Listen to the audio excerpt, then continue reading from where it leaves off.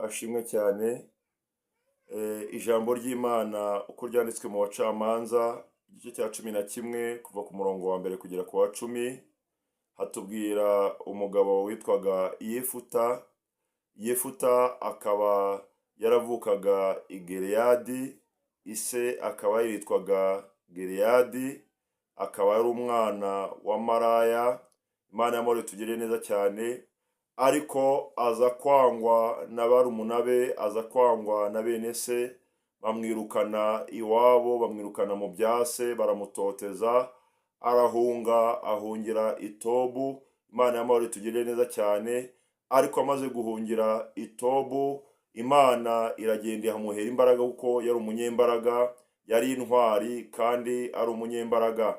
Nubwo bari baramwanze, nubwo bari baramutoteje, nubwo bamwirukanye mu gihugu cy'iwabo agahunga, Imana y'amahoro tugire neza cyane, Abamoni baje gutera Abisiraheli, biba ngombwa ko bakenera umuntu w'umunyembaraga ujya kubarwanirira.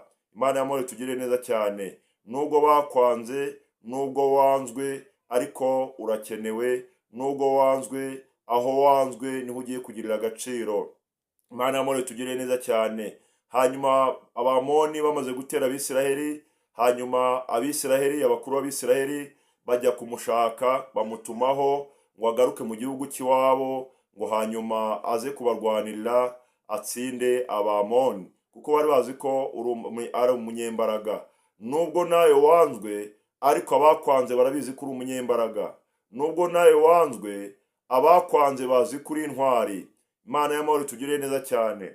Imana y'amahoro iturengere. Baraje bakugarukire, bazakugarukira ariko wowe uzabagarukire. Imana y'amahoro tugire neza cyane. Bagiye kuguha agaciro kuko Imana ari ishaka kuzamura. Yesu ashimwe cyane. Bamaze kumwanga, barangije bamutumaho, bamutumyeho, barababwira ati ese niki gitumye mwongera kuntumaho kandi ari mwe mwanyanze, kandi simwe mwanyirukanye mu bya data, simwe mwanyirukanye mu gihugu? Ababaza ayo magambo, baramubwira ati gitumye tuguhamagaye mu by'ukuri nuko Abamoni baturembeje, ngwino turwanire ku Bamoni, numara kubatsinda natwe tuzakugira umugaba w'ingabo. Bwana Yesu asifiwe. Yefuta yabaye umugaba w'ingabo imyaka 6, kuko Imana yamugabije Abamoni, arabatikiza, niko Bibiliya ivuga.